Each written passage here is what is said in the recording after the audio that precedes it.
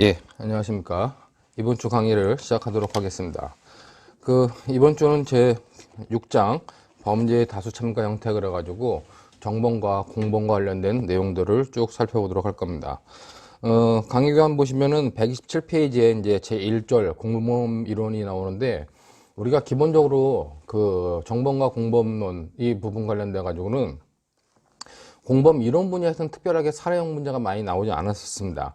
단지 나온다면 우리가 필요적 공범과 관련된 부분이었는데 최근 들어서 그 모의고사에 공범의 그 종속 형식, 공범은 정범과 독자적으로 성립하는 것이냐, 공범 독립분설 아니면 종속해서 성립하는 것이냐, 종속성설과 관련돼 가지고 종속할 때는 어느 정도 종속하느냐 관련된 문제가 한번 나왔었는데 그 문제 자체 해설은 좀 문제가 있는데 그 문제까지 살펴보도록 하고 그다음에 이제 오늘은 주로 이제 공동정범과 관련된 부분까지 살펴볼 거다 이렇게 여러분들이 생각하시면 될 것 같아요. 먼저 강의교환 127페이지에 나와 있는 것처럼 공범 이론 그래놓고 바로 그냥 필요적 공범과 교사범 문제가 나옵니다. 즉 이 부분을 보면 우리가 크게 공동정범부터 관련돼 가지고 이 정범과 공범 이론을 볼 때는 기본적으로 그 임의적 공범이라는 거, 여기서 공범은 정범과 공범을 포함한 큰 의미고 여기에 필요적 공범이라고 하는 부분이 나오게 됩니다. 크게 보면 임의적 공범은 다시 이거를 우리가 정범과 공범으로 구별을 하고 정범에는 단독 정범, 그 다음에 공동 정범, 간접 정범, 그 다음에 공범에는 우리가 교사범, 방조범이 있다고 합니다. 자, 여기서 이제 임의적 공범이라고 할 때 임의적이란 말은 무엇이냐? 원래 범죄 성립은 혼자 할 수 있어요. 혼자서 단독으로 실행할 수 있는데 여러 사람이 가담한 경우에 그 사람들 사이의 관계들을 어떻게 설정할 것인가 하는 부분이 임의적 공범에 관련된 내용입니다. 그러면 임의적 공범은 기본적으로 혼자 할 수 있지만 여러 사람이 가담한 경우다. 혼자서도 가능하고 여러 명이서도 가능한 거다. 이렇게 생각하시면 될 것 같아요. 근데 이제 필요적 공범은 뭐냐? 필요적 공범이라고 하는 것은 반드시 여러 명이 참여를 해야지만 범죄가 성립할 수 있는 것들, 그런 것들을 우리가 필요적 공범이라고 하는 거죠. 자, 그렇기 때문에 거기 교환 보시면은 범죄 구성 요건에 처음부터 2인 이상이 그 범죄 구성 요건을 실현할 것을 실현할 것으로 규정되어 있는 범죄다. 그러니까 혼자는 못하는 거고 혼자는 안 돼. 반드시 2인 이상, 두 사람 이상이 있어야지만 성립하는 범죄, 그걸 우리가 필요적 공범이라고 얘기를 하는 겁니다. 그러면 이 임의적 공범과 필요적 공범을 구별하는 시력은 뭐냐? 구별 시력 관련돼 가지고 교환에 나와 있듯이 교환 두 번째 줄처럼 각 행위자는 형법 각 측상의 범죄 구성 요건을 실현하는 정범에 해당하기 때문에 각자 자기의 형으로 처벌받는다는 겁니다. 무슨 말이냐면은 여기서 필요적 공범이라고 말을 하지만 실제로는 얘는 뭐다? 필요적 공범이 아니라 얘의 본질적 형태는 원래 정범이라는 거죠. 정범은 딱 법정형이 규정되어 있죠. 그렇기 때문에 법에 규정되어 있는 형벌로 처벌받는다는 거예요. 여기서 하나 더 추가를 하면은 법에 처벌된다는 조항이 없다. 그럼 어떻게 해요? 어떠한 경우도 처벌받지 않는다. 이렇게 여러분들이 생각하시면 될 것 같습니다. 그렇기 때문에 필요적 공범은 실제는 공범이라 쓰지만은 정범의 형태에 해당한다. 근데 임의적 공범은 뭐예요? 임의적 공범은 정범인 경우에는 법에 규정되어 있는 형으로 처벌하지만 공범인 경우는 뭐다? 거기에 가담한 공범인 경우는 감형해서 처벌할 수 있다는 거죠. 그렇기 때문에 기본적으로 이 필요적 공범 관련돼 가지고 정말 정범이기 때문에 얘네 내부에서 어떤 일을 하든 그 관여 형태를 구별할 필요가 없다는 겁니다. 관여 형태를 구별할 필요 없이 그 형태에 따라 정해진 형벌로 처벌하면 된다. 얘네는 관여 형태에 따라서 형벌이 나눠진다. 그렇게 여러분들이 보시면 될 것 같고, 이 필요적 공범의 유형으로 보는 것이 우리가 그 집단범과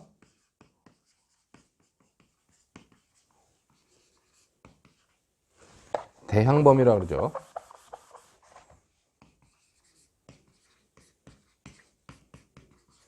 대항범으로 구별하는데 뭐 교재에 따라 가지고는 합동범도 필요적 공범의 한 형태라고 보는 견해도 있습니다. 근데 그런 견해는 기본적으로 국내에서 아직 소수설적 입장이에요. 그렇기 때문에 합동범이라는 건 여러분들이 이제 오늘 배우겠지만 합동범은 여러 명이 같이 하는데 그 장소적, 시간적, 장소적 협동관계를 이루어 가지고 범죄를 하는 경우 우리가 그런 합동범이라 하죠. 특수절도, 특수강도, 특수도주 형태가 우리 형법상에 규정되어 있는데, 그럼 합동범은 기본적으로 혼자 할 수 있는 범죄지만 여러 명이 한 경우에 가중처벌하는 규정일 뿐이다. 이렇게 보는 것이 다수설이고, 그것이 반드시 시간적, 장소적 협동이라고 하는 2인 이상의 요건을 갖추고 있다 그래가지고 이 필요적 공범으로 보지 않는다라는 의미로 여러분들이 생각하시면 될 것 같아요. 그러나 뭐 합동범을 여기도 설명하는 견해도 있다. 근데 제 교환에서는 다수설적 견해에 따라 가지고 합동범은 뒤에 공동정범의 특수한 형태, 어떻게 보면 시간적, 장소적 협동관계가 있는 것으로 설명한다. 그렇게 생각하시면 될 것 같고, 이 집단범이라고 하는 것은 자, 하나의 목적이 있어요.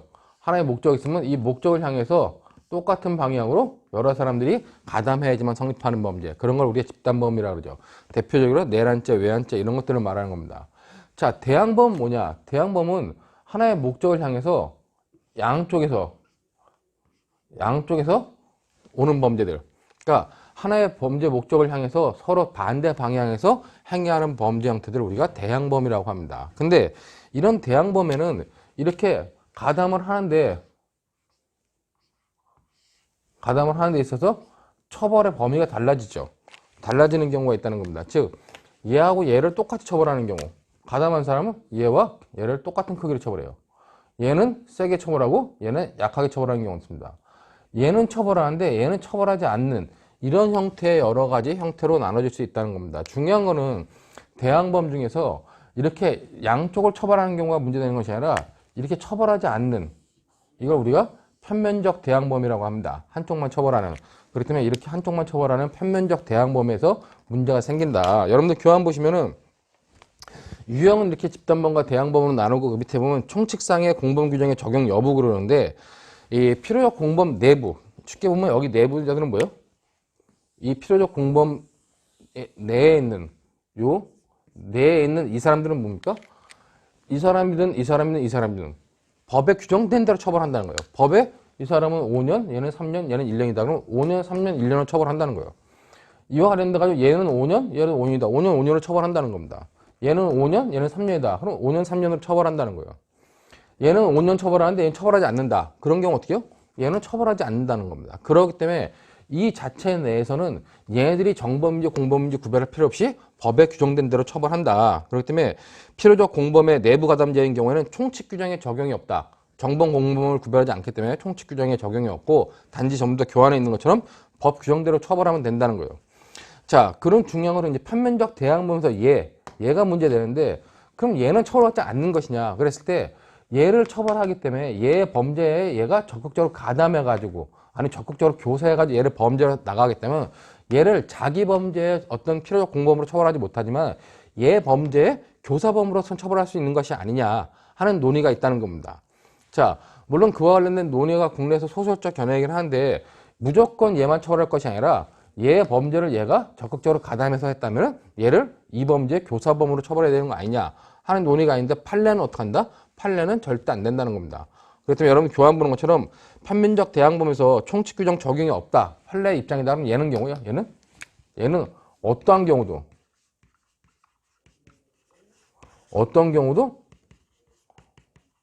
처벌받지 않는다는 겁니다. 이 부분만 여러분들이 잘 이해해 두시면 될 것 같아요. 그러면 이 내부 가담자들 사이에서는 이렇게 각자 정해진 대로 처벌을 해. 그럼 외부에서, 이 바깥에서 일로 가담하는 애들, 이 가담하는 애들은 어떻게 해요? 필요적 공범에 가담하는 애들은 이와 관련돼 가지고 공동정범, 교사범, 그 방조범 같은 경우 시 성립 가능하다. 그러니까 이렇게 가담할 때는 얘네들한테는 총칙 규정에 총칙의 공범 규정이 적용 가능하다. 이렇게 여러분들이 정리해 두시면 될 것 같습니다. 이 필요적 공범 문제는 크게 뭐 객관식용으로 나온 때는 뭐 여기에 해당하는 범죄가 무엇이냐, 뭐 똑같이 처벌하는 건 옛날에 간통죄가 있었는데 이제 폐지됐고, 이렇게 처벌하는 거, 한쪽은 뇌물죄 같은 경우 받은 사람, 그다음에 준 사람, 그러면 이게 이제 음압 판매죄 같이 한쪽만 처벌하고 한쪽은 처벌하지 않는다, 이런 문제가 있었는데, 뭐 사례형 문제 관련돼 가지고 가장 잘 나왔던 케이스가, 지금까지 나왔던 케이스가 범죄 수사와 관련돼 가지고 수사 기밀을 알려준 경우에, 즉 갑과 을이 있는데 갑이 범죄자예요. 도망다니다 친구인 을한테, 을이 수사관이야. 그러니까 친구인 을한테 범죄에 관련된 수사 정보 좀 알려달라. 적극적으로 권유를 해가지고, 적극적으로 요구를 해가지고 을이 알려줬을 때, 이 을은 당연히 수사 기밀을 알려줬기 때문에 공무상 비밀 누설죄가 성립할 겁니다. 그럼 이 갑이라는 사람은 이 을이 성립하는 공무상 비밀 누설죄에 대해서 어떤 죄책을 질 수 있겠느냐 하는 문제가 바로 필요적 공무원 관련된 문제다. 여러분들 기출문제 보시면은 변호사 시험 첫 번째 나오는데 2014년도에 나왔던 거죠. 여기서 이제 공무상 비밀 누설죄의 교사범 성립이 가능하겠냐 하는 문제인데 문제를 보시면은 그 첫 번째 줄의 밑줄 친 부분 보시면 경찰의 수사를 피해 도피 중이던 을은 경찰관인 친구 C에게 전화를 걸어 자신에 대한 수사 상황을 알아봐 달라고 부탁하였고 C는 그 갑이 체포된 사실 및 갑의 명의 예금 계좌에 대한 계좌 추적 등의 수사 상황을 을에게 알려줬어요. 즉 이게 무슨 상황이냐? 여기서 우리 케이스에서 보면은 얘가 을이죠. 얘가 을이고 그다음에 그 친구인 친구인 C한테 수사 상황을 알아달라고 부탁한 거예요. 그랬더니 얘가 수사 상황을 알려줬습니다. 이랬을 때 과연 을한테 무슨 범죄가 성립할 수 있겠느냐? 판례에 따르면 어떻게 해요? 판례에 따르면 얘는 어떤 경우도 처벌받지 않는 경우이기 때문에 우리가 이런 경우는 을은 공무상 기밀누설죄의 교사범으로 처벌받지 않는다. 얘만 공무상 기밀누설죄의 정범으로 처벌받는다. 그런 의미로 여러분들이 생각해 두시면 될 것 같습니다. 그다음에 127페이지에 나와 있는 내용들 그 사례를 보시면서 그 128페이지에 이제 보면은 그 쟁점 보면은 쟁점 제가 미리 밑줄을 쳐놨는데 쟁점 두 번째 줄 끝에부터 보시면 이 C로부터 수사 상황의 정보를 받은 행위에 대해서는 얘가 대항범에 해당한다면 대항범 구성 요건인 공무상 비밀 누설죄의 교사범으로 처벌할 수 있는지가 문제된다는 거예요. 얘는 뭐다? 얘는 공무상 비밀 누설죄가 성립하는 거예요. 자, 관련돼 가지고 이제 그 의뢰 재책만을 논하는 것이었는데 뭐 의뢰 재책 중에서 뭐 A에 대한 사기죄, 방화죄에 관련된 것들은 다 넘어가고 우리가 요 케이스와 관련돼 가지고 공무상 비밀 누설죄의 교사범 성립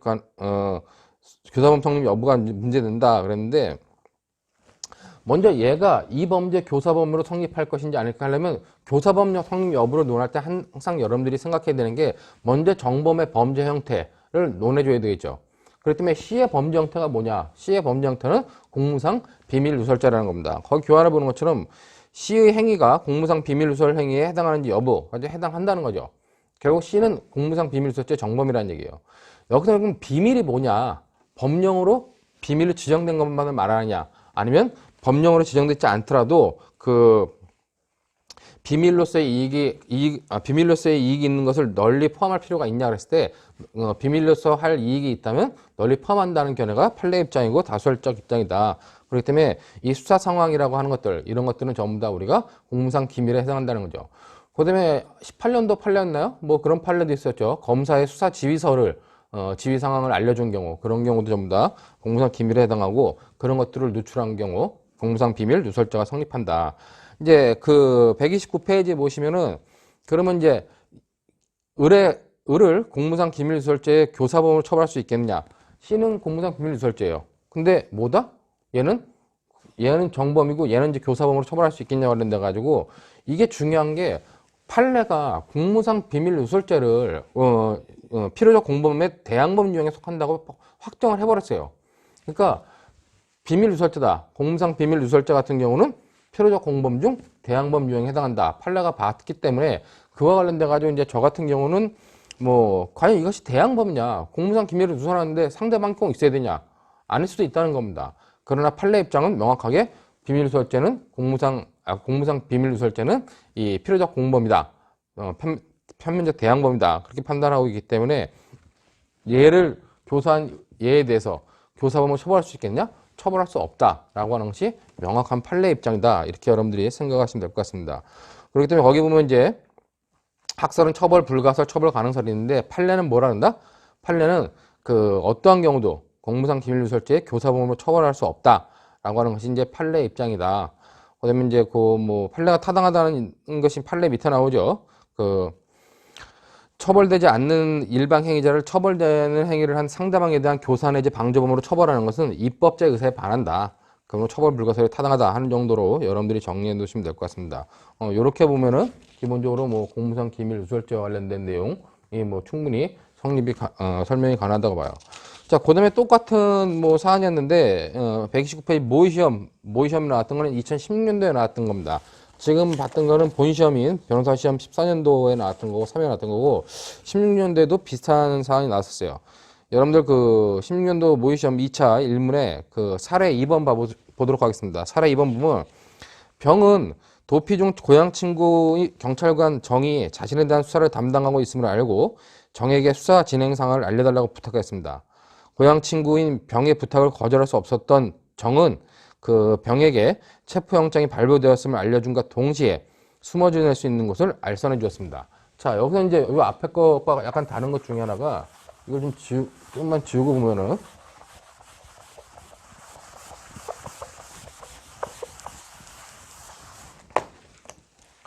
지금 이 사안에서 병은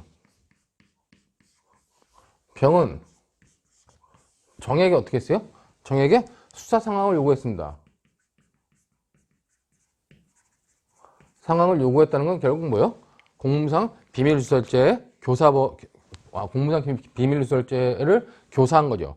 교사라고 실제로 얘는 어떻게 했어요? 수사 상황을 알려줬어요. 알려줌으로 인해 가지고 얘는 뭐예요? 정은 공무상 비밀누설죄가 성립한다는 겁니다. 근데 알려준 것 이외에 또 뭐 어떻게 했어요?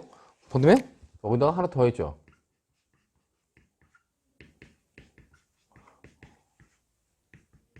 숨을 곳을 알선해 줬다는 겁니다. 자, 여기서 병이 한 행위는 수사 상황을 요구하는 행위 하나였는데, 즉 공무상 비밀 누설의 교사 행위를 한 거 하나였는데, 정은 그 교사 행위에 따라 가지고 알려줬다는 겁니다. 그리고 알려준 거 이외에 다시 숨을 곳까지 알선해 줬다. 그랬을 때 이 숨을 곳을 알려준 행위가 다른 독립적인 범죄에 해당할 수 있겠냐 여부까지 같이 논해줘야 된다는 거죠. 그렇기 때문에 여러분들 그 130페이지 보시면은 뭐 제가 음영을 칠했는데 문제 2번 보면은 사실관계 2에서 병과 정의 죄책을 논하시오 이렇게 설명해 놨습니다. 자, 관련돼 가지고 여러분들 거기 보시면은 그 사실관계 1에서의 갑을 병의 죄책해 가지고 쟁점만 그건 간단하게 정리해 놨고 설문 2를 보시면은 사실관계 2에서 병과 정의 죄책을 해 가지고 경찰관 정의 도피 중인 병에게 체포영장 발부 사실을 알려주고 숨어 지낼 곳을 알선해준 행위에 대해서 공무상 비밀누설죄가 성립하느냐. 그다음에 이렇게 알려준 거는 공무상 비밀누설죄가 성립해요.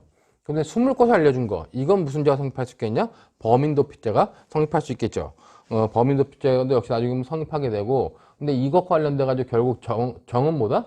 정은 수사 상황을 요구한 것과 관련돼가지고 공무상 기밀누설죄 교사범으로 처벌할 수 있는 여부를 검토해야 된다는 겁니다.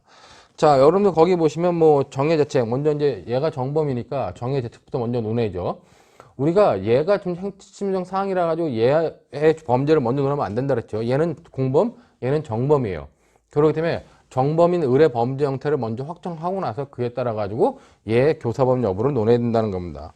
그렇기 때문에 뭐 정의 죄책 관련돼 가지고 기본적으로 수사 상황을 알려준 건 공무상 기밀 누설죄에 해당한다. 자, 중요한 건 이제 그 공무상 기밀 누설죄가 성립하는데 이거 이외에 숨을 곳을 알려준 것과 관련돼 가지고 범인도피죄가 성립했겠느냐와 관련돼 가지고 여기 이제 교환에는 범인도피죄 성립 여부 그래 가지고 두 가지 사안으로 나눴습니다. 이렇게 체포 상황을 체포영장이 발부된 상황을 알려준 거, 이것이 그 범인도피죄가 성립할 수 있겠느냐? 이건 성립하지 않는다는 거죠. 이건 단순히 그냥 알려줬다는 것은 공무상 비밀누설죄만 성립한다는 겁니다. 근데 이제 정이 숨을 곳까지 알선해 준 거, 131페이지 판례 길게 있는 거 밑에 보면 그 131페이지 밑에 네 번째 줄이죠. 그러나 그랬는데 정이 병에게 숨어 지낼 수 있는 곳을 알선해 준 행위, 즉 정이 병한테 숨을 곳을 알선해 준 행위는 뭐다? 그는 직접 범인을 도피시키는 행위 또는 도피를 직접적으로 용이하게 하는 행위에 해당하므로 범인도피죄에 해당한다. 그렇기 때문에 이 정한테 성립할 수 있는 범죄는 뭐다? 알려준 것 관련돼 가지고는 공무상 비밀누설죄, 숨을 곳을 알선해 준 건 범인도피죄가 성립한다. 그러면 얘는 수사 상황만 요구했고 알려줬기 때문에 얘는 뭐가 성립한다? 공무상 비밀누설죄 교사범 여부가 문제되는데 판례에 의하면 이 경우엔 교사범이 성립하지 않는다. 그렇기 때문에 여러분들 거기 보시면은 그 다음 페이지에 이제 그 직무유기죄가 얘가 범인인 줄 수사관인데 범인인 줄 알면서도 체포하지 않은 것이 직무유기죄가 성립할 수 있겠냐와 관련돼 가지고 직무유기죄에 해당할 수 있는데 이렇게 그 범인을 적극적으로 도피시키는 행위, 범인을 적극적으로 도피시키는 행위와 직무유기가 경합하는 경우에는 법조 경합의 흡수관계로서 직무유기는 별도로 성립하지 않는다고 봐야 된다는 거죠. 직무유기에 해당할 수 있지만 성립하지 않는다. 왜? 범인 도피 행위를 적극적으로 했기 때문에 여기에 흡수돼 버린다.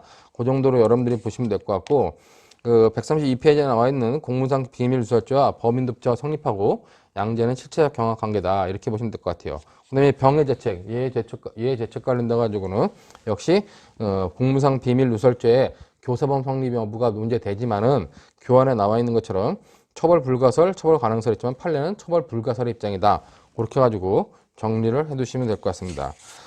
자, 이 정도가 우리가 필요적 공범 관련된 내용이었고, 여태까지 모의 시험이라든가 변호사 본 시험에 나왔던 문제들은 대부분 다 수사 상황을 알려주는 그런 형태의 것들로 나왔었는데, 지금 상황으로 보면은 앞으로 충분히 나올 가능성이 있는 문제죠. 필요적 공범 관련돼 가지고 또 한 번 나올 수 있는 문제인데, 필요적 공범 관련돼 가지고는 이런 상황 관련된 것들을 여러분들이 알려주면 될 것 같고, 그 다음에 이제 이걸 비밀을 알려준 것 관련돼 가지고 우리가 뭐 공무원이 그 어떤 공무상의 비밀을 알려준 케이스로 수사 상황이 아니라 요즘 들어서 이제 부동산 문제도 많이 문제되고 있으니까 뭐 부동산 개발 정보를 적극적으로 친구가 요구하니까 공무원인 사람이 친구한테 부동산 개발 정보를 알려줬다. 그랬을 때 공무상 비밀누설죄가 성립하지만 친구는 적극적으로 요구한 친구는 어떤 경우도 처벌받지 않는다. 뭐 그런 케이스로도 나올 수 있기 때문에 충분히 여러분들이 이 패턴만 이해하고 있으면은 뭐 어렵지 않은 문제다 생각이 됩니다.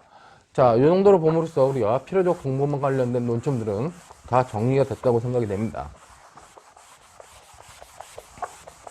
자, 그럼 필요적 공범 얘기는 여기서 마치도록 하고 다음으로 이제 임의적 공범 관련돼 가지고 정범과 공범이 있는데, 자, 쉽게 말하면 정범은 제가 맨날 얘기하지만은 범죄 영화, 한 편의 범죄 영화에서 주인공임을 나타내는 거예요. 주인공인 사람들을 정범이라 하고, 그 다음에 조연이나 엑스트라들은 우리가 공범으로 생각하면 된다는 겁니다. 자, 여러분들이 생각할 때 범죄 영화에서 주인공을 판단하는 기준이 뭐예요? 저는 일반적으로 가장 많이 나온 사람, 그게 주인공일 겁니다. 아니면 이야기를 전체로 스토리를 끌어가는 사람. 자, 그런 사람들을 우리가 주인공이라 하고 주인공을 판단하는 기준이 있는 거죠. 자, 여기서 이제 정범 중에서 혼자 전체 얘기를 다 끌어가. 그건 단독 정범이에요. 근데 공동정범은 뭐냐? 공동정범은 각자 맡은 바 역할을 해가지고 전체 영화를 이끌어가는 사람들. 자, 전체 영화를 나오는 장면이 다 똑같아. 비슷한 길로 나와. 그럼 그 사람들이 다 공동정범으로 보는 겁니다. 어떤 사람은 범죄 영화에 얼굴이 한 번도 안 나와. 그러나 목소리만 나오면서 전체 범죄 영화를 이끌어가요. 그런 사람들을 우리가 간접정범으로 볼 수 있다는 거죠. 즉, 우리가 얘네들을 공동정범이든 간접정범이든 왜 정범으로 보느냐와 관련돼 가지고 얘를 정범으로 보는 건 뭐예요? 기능적 행위지배라고 하는 요소가 있어야 되고, 얘를 간접정범으로 보는 건 우월적 의사지배가 있을 때, 이때 우리가 정범으로 본다는 거죠. 이런 요소가 있으면 얘네들을 주인공, 범죄 영화의 주인공으로 볼 수 있다는 겁니다. 자, 그러면 얘네들은 주인공이고 얘는 교사범, 공범이라고 하는 것은 조연과 엑스트라예요. 근데 여러분들이 쉽게 생각할 때 그러면 한편의 범죄 영화에서 주인공이 없이 조연하고 엑스트라만 있는 영화가 있을 수 있습니까? 쉽게 생각하면 그런 건 없다는 거죠. 근데 이제 이론적으로는 공범은 이 정범과 다르게 독자적으로 처벌받을 수 있다라고 하는 것이 우리가 공범의 그 독립성설입니다.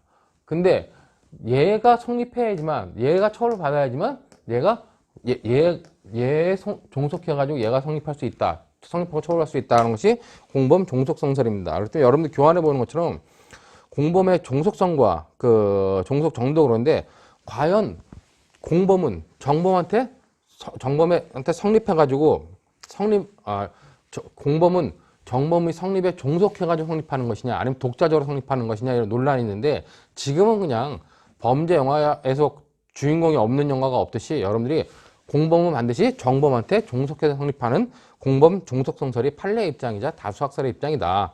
그렇게 여러분들이 쉽게 생각하시면 될 것 같아요. 뭐 독립성설을 보면 타인으로 하여금 죄를 범하게 하려는 의사 자체가 외부로 표현된 이상 그 사람은 그냥 처벌할 수 있다. 이것이 공범 독립성설입니다. 그러나 이제 공범 종속성설은 공범은 정범의 실행행위가 있어야지만 그 정범의 실행행위에 종속해서 성립할 수밖에 없다라는 견해가 공범 종속성설인데 우리 형법상에 보면 31조 1항이라든가 32조 1항, 즉 교사범과 방조범에서 실행행위를 하는 타인을 전제를 하고 있다는 겁니다. 기본적으로 법조문들이. 그렇기 때문에 뭐 공범 종속성 처리 타당하다. 그렇게 여러분들이 보면 되는데, 과연 얘하고 얘가 이렇게 얘가 여기에 종속한다 했을 때, 종속해서 성립한다 했을 때, 과연 그럼 정범의 행위는 어느 정도까지 성립해야지만 얘가 성립할 수 있겠느냐 하는 문제가 종속의 정도 문제죠. 즉, 이 종속의 정도와 관련돼 가지고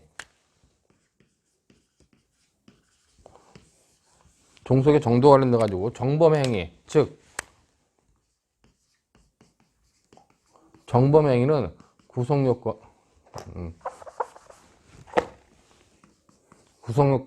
위법성, 책임. 그러니까 멀리 쓸 수 없이 그냥 구성요건, 위법성, 책임과 처벌 조건이 있을 때, 자, 정범의 행위는 최소 종속 형식은 정범의 행위가 구성 요건에 해당하기만 하면은, 이렇게 하면은 공범은 여기에 종속할 수 있다고 보는 겁니다. 그 다음에 제한 종속 형식은 정범의 행위는 구성 요건에 해당하고 최소한 위법성을 갖춰야 된다. 책임까지 갖출 필요는 없지만 구성 요건에 해당하고 위법성까지 갖춰야지만 이 정범의 행위에 종속해가지고 공범이 성립할 수 있다고 보는 겁니다. 그 반면에 이제 극단 종속 형식은 구성 요건, 위법성, 책임까지 범죄가 성립해야지만 정범의 범죄가 성립해야지만 거기에 공범이 종속해서 성립할 수 있다. 이렇게 보는 것이 극단 종속 형식이고, 그다음에 최극단 종속 형식은 구성 요건, 위법성, 책임뿐만 아니라 가벌성의 조건, 어떤 처벌 조건이 있다면 처벌 조건이 갖춰졌을 때 그때 정범이 성립하는 것이고 거기에 공범이 종속해서 성립할 수 있다라고 하는 것이 각각의 학설이에요. 자, 최소 종속 형식, 제한 종속 형식, 극단 종속 형식, 네, 최극단 종속 형식이 있는데 현재 국내에서 다수설적 입장은 이 제한 종속 형식입니다. 제한 종속 형식인데, 왜냐면 책임은 개별적으로 따져야 된다. 책임 개별화 원칙에 의해서 정범의 행위가 이 불법 영역인 구성 요건과 위법성에 해당하기만 한다면은 그 정범의 행위에 대해서 이 공범은 성립할 수 있다고 보는 이견회가 다수설적 입장이라는 겁니다. 판례 입장이 있냐? 판례 입장은 아직 없다고 보는 게 타당해요. 옛날 신동훈 교수님 책에 보면은 그런 얘기가 나오죠. 신동훈 교수님은 이거는 극단 종속 형식을 취한 거다 판례가 이렇게 보는데, 그거는 좀 이렇게 혼자만의 독자적인 연애이신 것 같고, 아직까지 국내에서는 판례는 명확하게 이 부분에 대해서 언급한 것은 없다. 그 정도로만 여러분들이 생각하시면 되고, 요 견해가 우리가 다수설적 입장이다. 자, 국내에서 논의는 결국 이 제한 종속 형식에 따를 것이냐, 아니면 극단 종속 형식에 따를 것이냐 다툼인데, 다수의 학설은 여길 따라간다. 물론 성균관대학교의 김성동 교수님 같은 경우는 최소 종속 형식을 취하기도 합니다. 구성 요건에 해당하기만 하면은, 정범이 구성 요건에 해당하기만 하면은 처벌받지 않더라도, 범죄 성립하지 않더라도 바로 공범 성립할 수 있다라고 하는 그런 견해까지 있는데, 혼자만의 견해시고 다수의 견해는 요걸 따라간다. 그 정도만 여러분들이 받으시면 될 것 같습니다. 제가 이제 이거를 왜 강의 교환에 넣었냐면은, 올해인가요? 최근 들어서 몇 년 전에 이런 종속 형식 관련돼 가지고 시험 문제 한번 나왔었죠. 이 종속 형식 관련돼 가지고 시험 문제 한번 나왔는데, 문제는 좋은 문제는 아니었는데 이렇게 시험 문제 낸다는 거는 언제든지 공범의 종속 형식 관련된 문제들이 나올 수 있기 때문에 여러분들이 한 번씩은 봐두시라는 얘기입니다. 여기 교환 보시면은 134페이지에 나오죠. 134페이지 보면 변호사 시험 본 시험에 나온 적은 없어요. 변호사 시험 본 시험에 나온 적 없는데, 모의 시험에 나온 걸 보면 18년도에 모의 시험 보면은 18년도 모의 시험 2차 2문에 나왔는데, 2030 세대인 갑과 을은 비트코인을 사서 인생 역전을 하고 싶지만 돈이 없었어요. 그러다 갑과 을은 이웃 슈퍼마켓 주인 A의 중학생 아들 병에게 A의 돈을 훔쳐오면 자신들이 비트코인을 사서 돈을 벌어주겠다고 했습니다. 결국 이 교환 관련돼 가지고 보면은 갑과 을이 있는데, 갑과 을이 이 병한테 근데 얘는 뭐요? 얘는 구성권에 해당하고 위법할 수는 있겠지만 책임이 없는 죠. 13세 미만이라 가지고 13세라 가지고 책임이 없는 사람인데, 얘가 절도를 교사한 겁니다. 절도로 교사했을 때, 갑과 을이 공동으로 절도로 교사했을 때 얘가 물건을 훔쳐왔어. 돈을 50만 원을 갖다가 얘한테 줬습니다. 얘네들한테 50만 원을 줬는데 이 50만 원 준 것 관련돼 가지고 과연 얘네들의 갑과 을이 절도 교사를 처벌할 수 있겠느냐. 얘는 범죄 성립을 안 하는데 이것 관련돼 가지고 이제 그 문제 보면 공범의 종속 형식에 관한 제한 종속 형식, 이견회와 그다음에 극단 종속 형식을 설명하고 사실관계 1에서 위 종속 형식에 따른 갑과 을의 죄책, 얘네들의 죄책을 논하라는 겁니다. 자, 이것과 관련돼 가지고 보면은 먼저 이제 제한 종속 형식에 의하는 경우, 제한 종속 형식에 의하면 어떻게 해요? 정범의 행위는 최소한 구성권에 나가고 위법하기만 하면 돼. 책임이 있을 필요가 없어요. 자, 얘가 정범이죠. 절도를 실제로 절출해가지고 50만 원 준 거기 때문에 얘가 정범입니다. 얘 행위는 어떻게 했어요? 얘 행위는 구성권에 나가고 위법하고 하지만 책임이 없어. 그래서 얘는 처벌받지 않아. 그럼 얘네들은 뭐예요? 얘가 처벌받지 않더라도 얘 행위가 구성권에 해당하고 위법하기 때문에 얘는 뭐다? 얘네는 절도 교사범이 되는 거죠. 절도 교사가 되는데 이 절도 교사와 관련돼 가지고는 같이 했기 때문에 절도의 뭐 공동 교사가 된다 이렇게 얘기를 하는데 그냥 절도 교사범이 된다. 이렇게 여러분들이 봐두시면 될 것 같습니다. 자, 그와 관련돼 가지고 이제 이 제한 종속 형식을 논할 때 제한 종속 형식 관련돼 가지고 그 당시에 시험 문제는 제한 종속 형식 관련돼 가지고 왜 제한 종속 형식을 타당한지 이 타당한 근거들을 대라는 거였습니다. 그래가지고 6점을 배점했었는데 쉽게 생각하면 여러분들 거기 보면 근거들을 이제 몇 가지 제시하는데 하나, 둘, 셋, 네 개가 있는데 두 번째하고 세 번째 근거 정도만 여러분들이 정확히 알고 있으시면 돼요. 거기 보면 정범이 구성요건에 해당하고 위법한 행위를 하면 책임 여부와 관계없이 공범이 성립할 수 있다고 해석하는 것이 타당하다.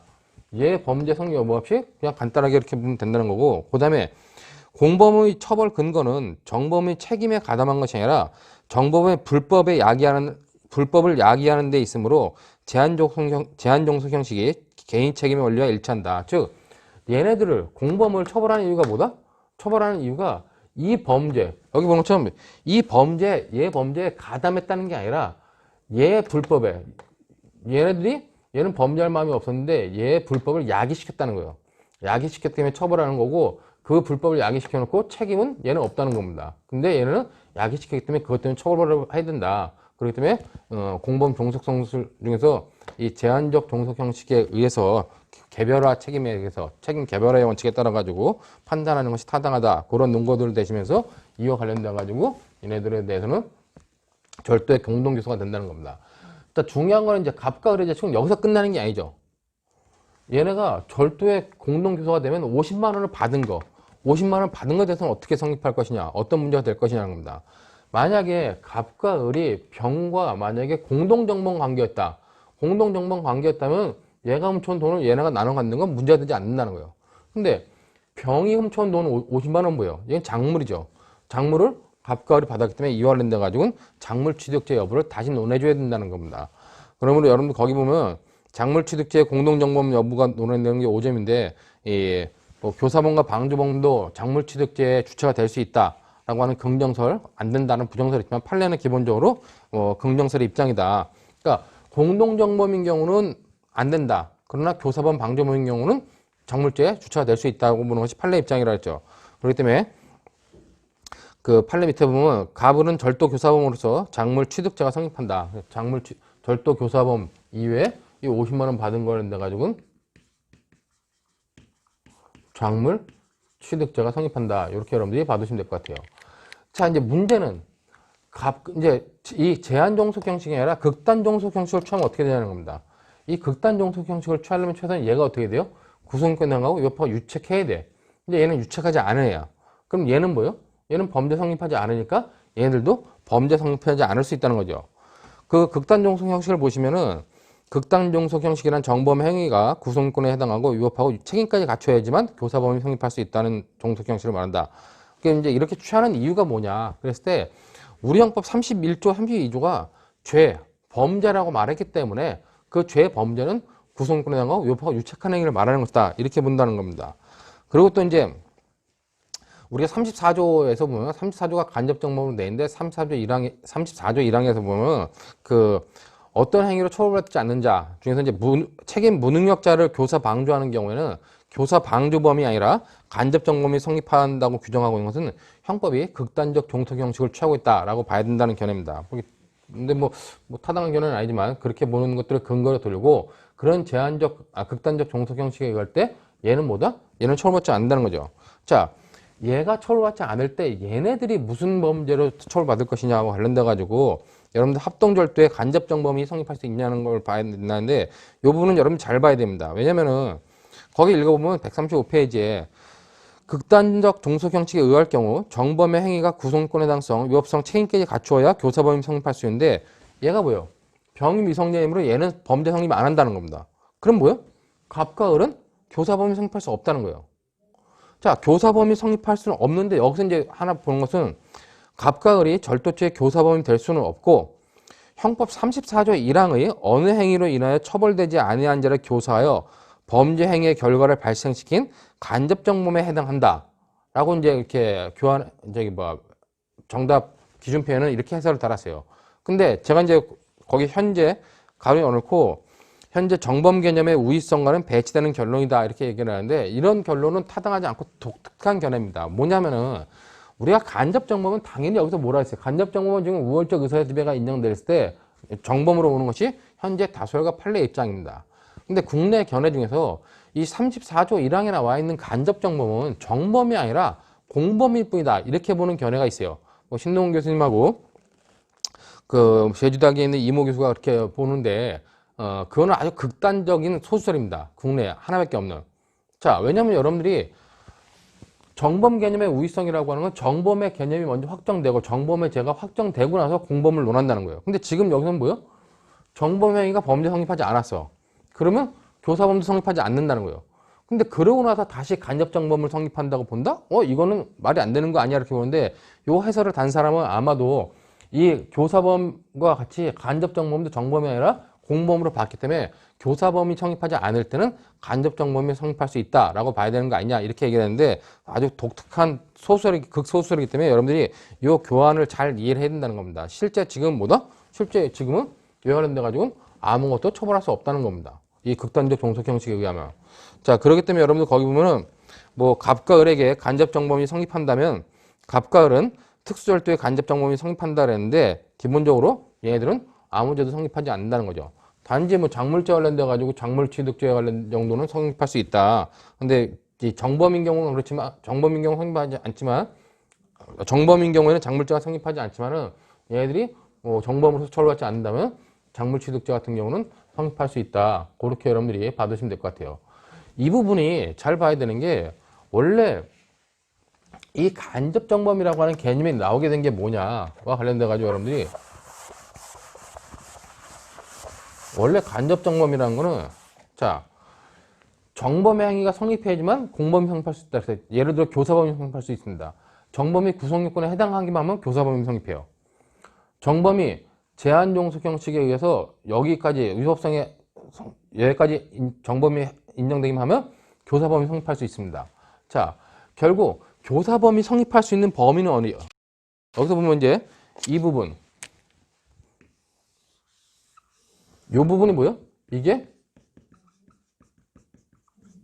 교사범이 성립할 수 있는 영역이라는 거죠. 자, 정범이 최소 종속 형식 여기까지만 해당하면 교사범은 성립할 수 있어요. 자, 근데 정범 행위가 여기까지 성립하면 어떻게 해요? 여기까지 성립한다면 정범 행위가 여기까지 성립한다면 그만큼 교사범이 성립할 수 있는 범위가 좁아진다는 겁니다. 그럼 교사범이 이 극단 종속 형식이 열 때는 여기에 해당하면 어떻게 됩니까? 교사범이 성립하지 못하죠. 자, 그랬을 때 어떻게 한다? 그랬을 때 그런 교사범 성립할 수 없는 부분을 메우기 위한 어떤 처벌의 공백을 메우기 위한 방안으로 나온 도구가 바로 이 간접정범이라는 거였습니다. 처음에 나올 때는. 그렇기 때문에 간접정범이 처음 나왔을 때는 간접정범이 정범이 아니었어요. 그러나 록신의 이제 행위지 배설 이후에 간접정범은 정범이라는 게 이제 확고하게 확립이 됐다는 겁니다. 그렇기 때문에 옛날에는 교사범 성립이 안 됐을 때 처벌을 하기 위해서 나온 도구였지만 지금은 교사범보다 더 먼저 우월적 의사지배가 있다면은 정범부터 처벌할 수 있는 것이 간접정범이라는 거죠. 그렇기 때문에 교사범이 성립 안 됐을 때 처벌되는 간접정범이라는 개념은 이제 없다는 거예요. 근데 국내에서는 유일하게 한 두 분 정도가 아직까지 극소수설로 간접 정범을 공범으로 보고 공범으로 보니까 교사범위 성립하지 않을 때 처벌할 수 있는 범죄로서 간접 정범 성립 여부를 같이 논한다는 겁니다. 그 35페이지, 135페이지에 나와 있는 극단적 종속 형식에 의하는 경우의 결론은 아마도 그런 분들에 의한 결론이 아닌가라고 생각되기 때문에 여러분들이 그 부분은 잘 이해를 해둬야 된다. 그런 의미로 여러분들이 좀 생각을 해두시면 될 것 같습니다.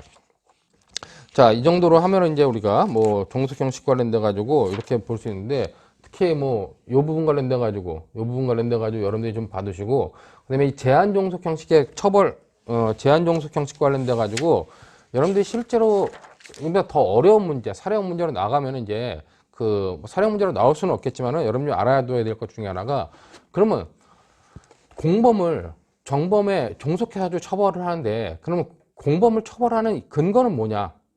거기 관련돼 가지고 가담설, 야기설이 있어요.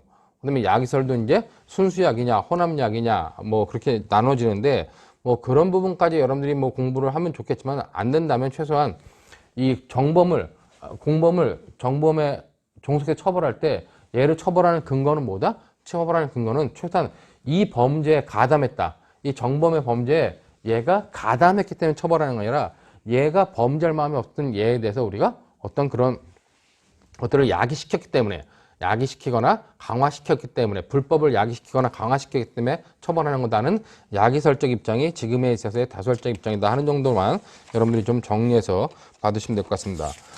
이 정도로 해가지고 우리가 범죄 다수 참가 형태 중 공범 이론 관련된 이론적 문제들 뭐 이론적 문제들은 객관식용으로 잘 나오지 실제로 이렇게 사례형 문제로 잘 나오진 않는 부분이었는데 필요적 공범 관련된 부분 하나 그다음에 이제 공범의 종속 형식과 관련돼 가지고 아주 이론적인 문제들을 사례화한 문제 이 정도 문제를 봤기 때문에 그 두 가지 문제는 여러분들이 다시 한번 좀 살펴봐 두실 필요가 있을 것 같습니다. 이 정도라고 잠시 쉬었다가 이제 공동정범에 관련된 부분을 살펴보도록 하겠습니다.